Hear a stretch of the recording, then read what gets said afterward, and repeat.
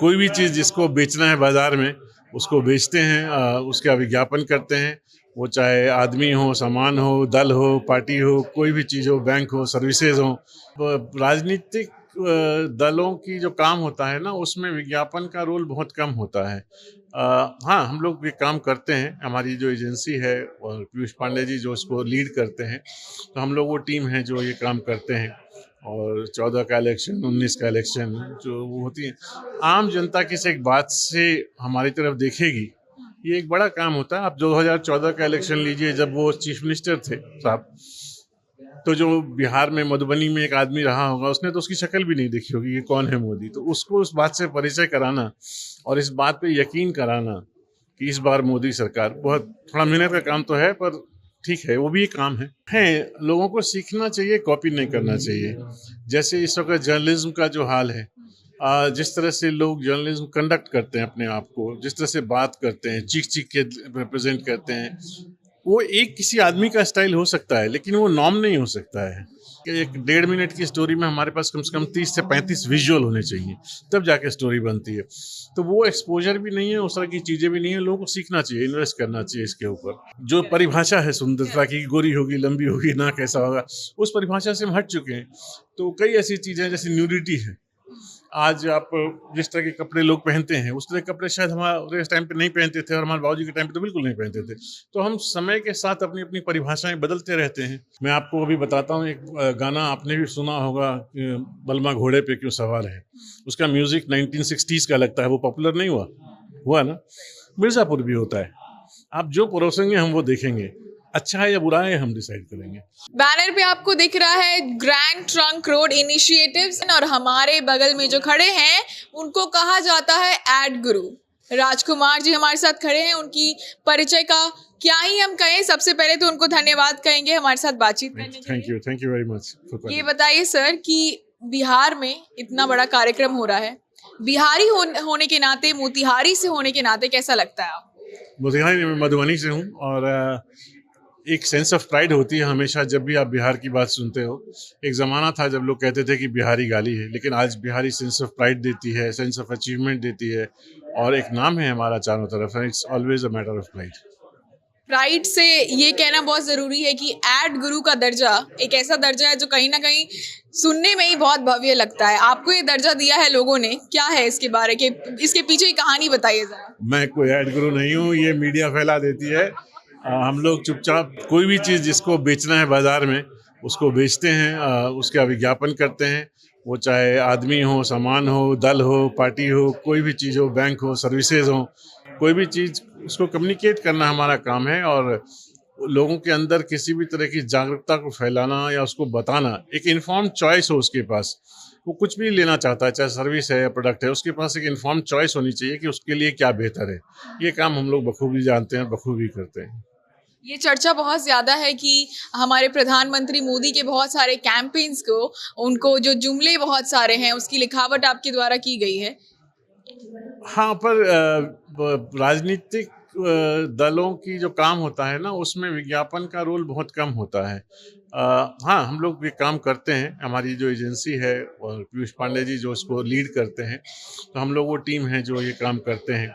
और 14 का इलेक्शन, 19 का इलेक्शन जो वो होती है, आम जनता किसी एक बात से हमारी तरफ देखेगी, ये एक बड़ा काम होता है। आप 2014 का इलेक्शन लीजिए, जब वो चीफ मिनिस्टर थे साहब, तो जो बिहार में मधुबनी में एक आदमी रहा होगा, उसने तो उसकी शक्ल भी नहीं देखी होगी, ये कौन है मोदी। तो उसको उस बात से परिचय कराना और इस बात पे यकीन कराना कि इस बार मोदी सरकार, बहुत थोड़ा मेहनत का काम तो है, पर ठीक है, वो भी एक काम है।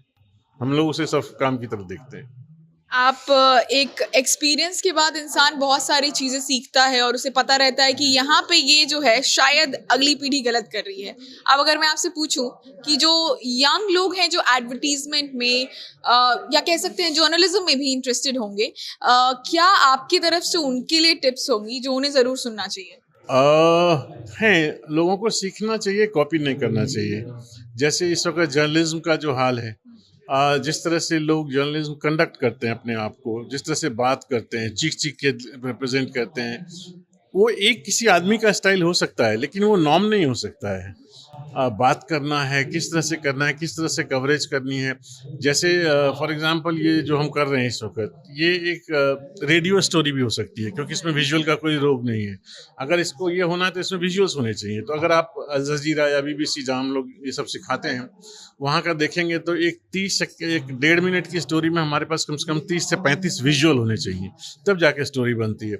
तो वो एक्सपोज़र भी नहीं है, उस तरह की चीज़ें भी नहीं है, लोगों को सीखना चाहिए, इन्वेस्ट करना चाहिए इसके ऊपर। और ये कोई संस्था नहीं सिखा सकती, किताब नहीं सिखा सकती, ये काम करने से आएगा और ये सीखना चाहिए। बाकी ट्रेंड के साथ चलता है, समय के साथ एडवर्टाइजिंग और कम्युनिकेशन चलती है, तो यंगस्टर्स हैं उसमें, उन्हीं के सहारे हमारी रोजी-रोटी चलती है। हम कितना कुछ बदला है ट्रेंड सर आपके अकॉर्डिंग? बहुत, बहुत। आप देख लो ना कि आप एक कोई एग्ज़ाम्पल ले लेते हैं, चलिए लक्स का ले लेते हैं और वो इतने सालों से हम उसी की एडवर्टाइजिंग कर रहे हैं कि फ़िल्मी सितारों का सौंदर्य साबुन। तो लीला चिटनिस से लेके और आज की जो हीरोइन है वहाँ तक, हर एक के ट्रेंड तो वही रहे हैं ना। पर एक जो मेन लाइन होती है कि अगर वो सुंदर है तो वो हीरोइन है, वो रही है। लेकिन अब तो ऐसा नहीं है ज़रूरी कि सुंदर है तो हीरोइन है। जो परिभाषा है सुंदरता की, गोरी होगी, लंबी होगी, नाक ऐसा होगा, उस परिभाषा से हम हट चुके हैं। तो कई ऐसी चीज़ें हैं जैसे न्यूडिटी है। आज आप जिस तरह के कपड़े लोग पहनते हैं, उस तरह के कपड़े शायद हमारे इस टाइम पे नहीं पहनते थे और हमारे बाबूजी के टाइम पे तो बिल्कुल नहीं पहनते थे। तो हम समय के साथ अपनी-अपनी परिभाषाएँ बदलते रहते हैं। अब वो सही हैं, गलत हैं, ये एक डिबेट का विषय हो सकता है। पर चलता है, मना नहीं कर सकते हैं। आप एक ऐसी जगह से जाते हैं जहाँ पे हाँ जिसको लेके बाहर में स्टीरियोटाइप्स तो हैं ही हैं, अब बहुत कम हो चुका है, लेकिन फिर भी एक पूर्वाग्रह यहाँ के लोगों में भी बहुत सारी चीज़ों को एक्सेप्ट करने पे है। आप एड इंडस्ट्री में जब काम करते हैं तो बहुत सारी चीज़ें अलग होती हैं, बहुत सारी चीज़ों को एक्सेप्ट करना पड़ता है। तो पर्सनल लेवल पे क्या कभी कुछ डिफरेंस लगा है? नहीं, लगता नहीं है, लेकिन फिर वही देखिए, इसमें हमारा और आपका बहुत बड़ा रोल होता है। मैं आपको एक एग्जांपल देता हूँ। जैसे आप अखबार में पढ़ते हैं कि एक फला कार ने किसी को दबोच दिया, दबा दिया।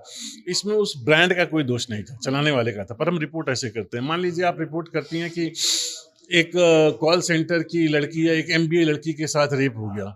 कल जो लड़की मेरे गाँव से एमबीए करके कॉल सेंटर में जॉइन करना चाहती है, उसका बाप बोलेगा ना कि नहीं-नहीं ये मत करना इसमें। हम किस तरह से रिप्रेज़ेंट करते हैं, क्या बोलते हैं, हर एक शब्द का मायने होता है, हर एक का वज़न होता है। हम उसको किस तरह से एडैप्ट करते हैं, ये चीज़ें बहुत ज़रूरी हैं। जो आजकल का पत्रकार बिल्कुल सेंसिटिव नहीं है उसके बारे में। कुछ भी छाप देते हैं, कैसे भी उसको सेंसिटाइज़ करने की कोशिश करते हैं, मसाला डालने की कोशिश करते हैं, वो थोड़ा गलत है। एक बहुत बड़ा डिबेट है कि दर्शक जो देखेंगे लोग वही परोसेंगे। कितने हद तक आप अग्री करते हैं उससे? ये बहुत बड़ी बकवास है।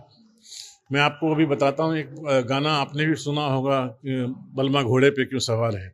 उसका म्यूज़िक 1960s का लगता है, वो पॉपुलर नहीं हुआ? हुआ ना? मिर्ज़ापुर भी होता है। आप जो परोसेंगे हम वो देखेंगे। अच्छा है या बुरा है हम डिसाइड करेंगे। आप ये नहीं कह सकते कि लोग यही देखते हैं इसलिए हम ये बनाते हैं। ये मतलब ट्रेंड इंसान चाहे जो एडवर्टाइजमेंट एजेंसी है, ब्रांड्स है, वो चाहे तो माउंट बिल्कुल हम चाहते हैं और हम तो कई बार तो ऐसा लगता है कि कोई भी कंट्रोवर्सी हमने जान के डाली है ताकि वो माल बिक जाए। अब ग्रैंड ट्रंक रोड इनिशिएटिव के बारे में अपने थॉट्स बताइए। ग्रैंड ट्रक ये तीसरा हमारा सत्र है, तीसरा साल है। इसमें हम करते क्या हैं कि जो इसके ऑर्गेनाइज़र हैं अदिति जी, अदिति नंदन, ये लोग अलग-अलग फ़ील्ड से, मार्केटिंग से, एडवर्टाइज़िंग से, हर तरह के जगहों से लोगों को लेके आते हैं। साथ में गवर्नमेंट के लोग भी होते हैं। तो क्या पॉलिसीज़ में बदलाव चाहिए, क्या लोगों को ग्राउंड में फ़र्क आ रहा है, किस तरह की आवाज़ें उठ रही हैं, उसको एक प्लेटफ़ॉर्म देने की कोशिश की जा रही है। ताकि अगर हमें पॉलिसीज़ चाहिए, ताकि अगर हमको कोई न्यू रूल्स चाहिए या कोई रिबेट चाहिए, किस तरह से बढ़ेगा।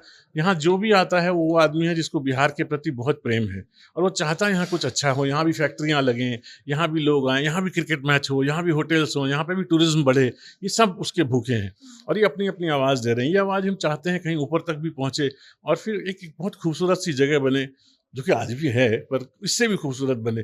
हम जब जाते हैं किसी स्टेट के कैपिटल में, आप किसी स्टेट कैपिटल में उतरिए, उसका हाल देखिए और पटना का देखिए, तो वो फ़र्क जो है हम चाहते हैं कि वो बने और वही ग्रैंड ट्रंक रोड इनिशिएटिव्स का वही काम। क्या लगता है बदलाव आएगा? हमेशा होपफुल रहना चाहिए, हमेशा होपफुल रहना चाहिए। आप हाँ या ना में इसको नहीं कह सकते, पर क्यों नहीं आएगा? अगर हम सब मिल के कोशिश करेंगे तो ज़रूर आएगा।